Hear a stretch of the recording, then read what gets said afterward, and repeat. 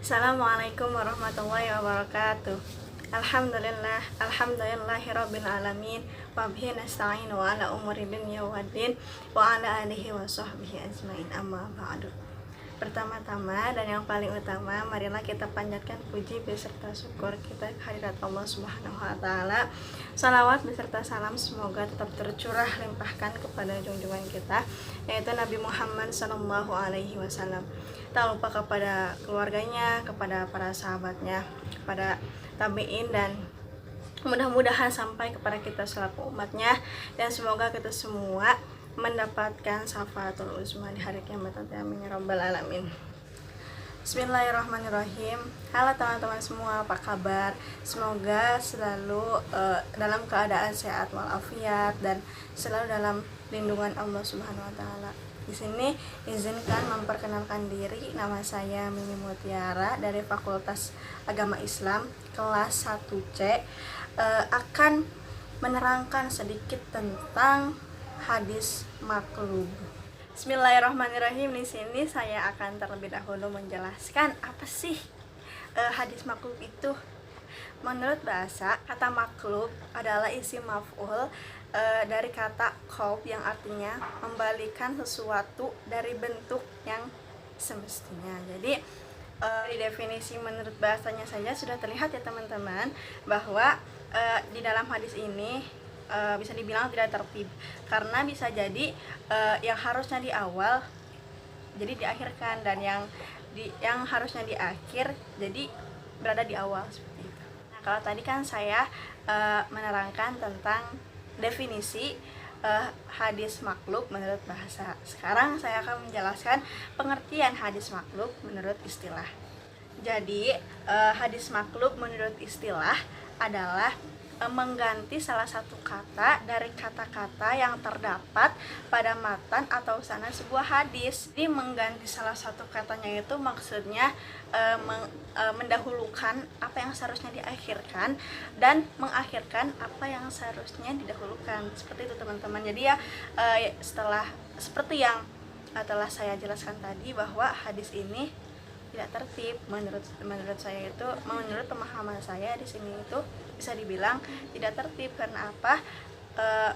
Mendahulukan apa yang seharusnya diakhirkan dan mengakhirkan apa yang seharusnya didahulukan. Untuk hadis maklub sendiri terbagi menjadi dua teman-teman.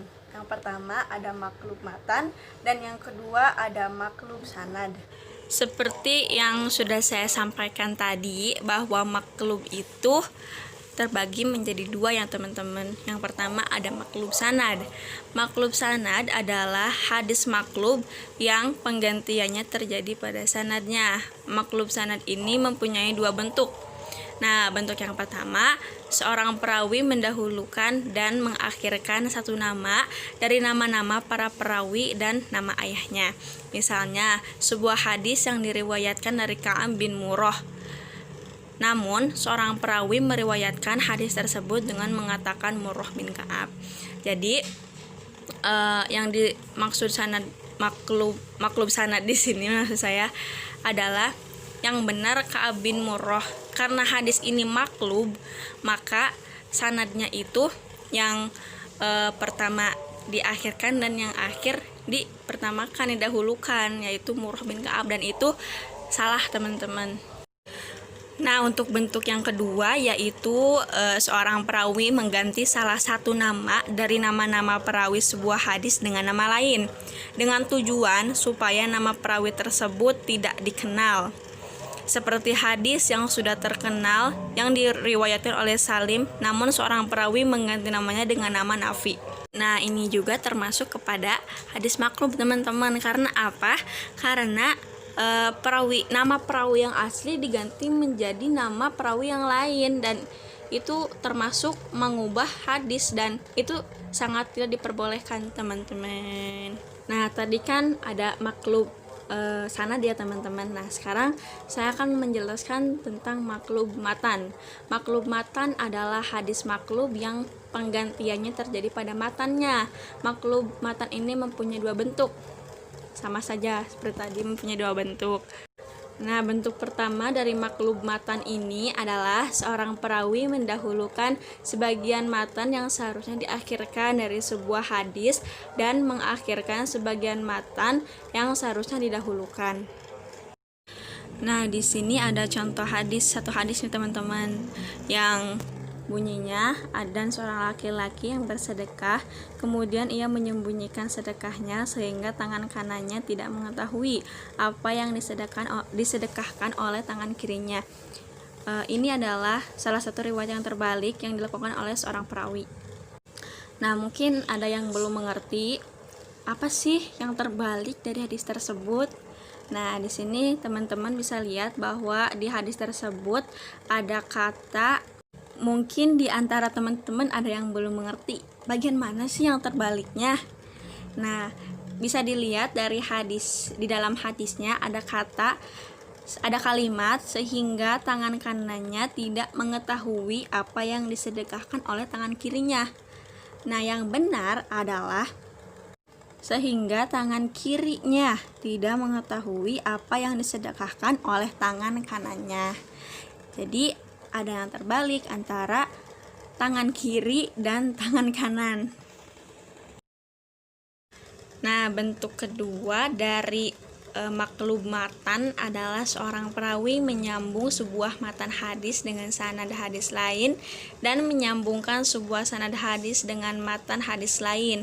Pengertian ini dilakukan dalam rangka menguji sebagian ulama hadis supaya bisa diketahui sampai mana tingkat kekuatan hafalannya, sebagaimana yang dilakukan oleh ulama Baghdad terhadap Imam Muhammad bin Ismail al-Bukhari ketika datang menemui mereka.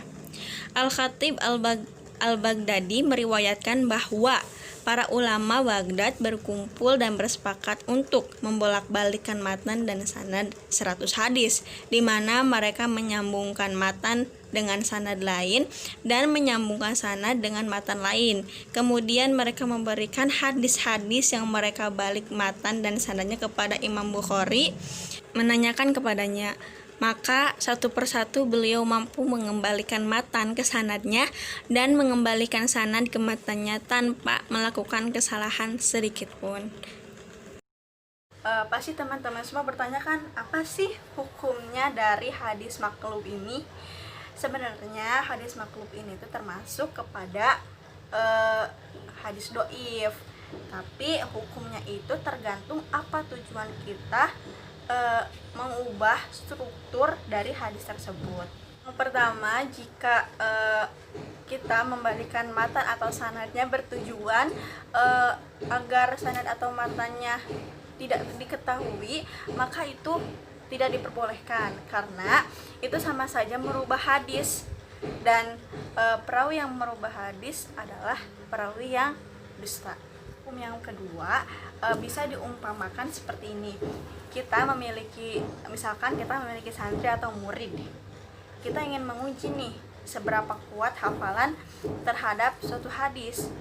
Nah, kita diperbolehkan untuk membalikan hadis tersebut atau mengacak hadis tersebut dengan beberapa syarat. Nah, syaratnya kita sebagai penguji, kita harus ngasih tahu dulu kepada murid atau santri kita bahwa letak matan atau sanadnya yang benar di sini nih, seperti itu. Jadi cukup sekian penjelasan mengenai hadis maklub yang saya pahami. Mudah-mudahan kalian juga yang nyimak video ini atau yang memperhatikan video ini dapat memahami pemahaman saya.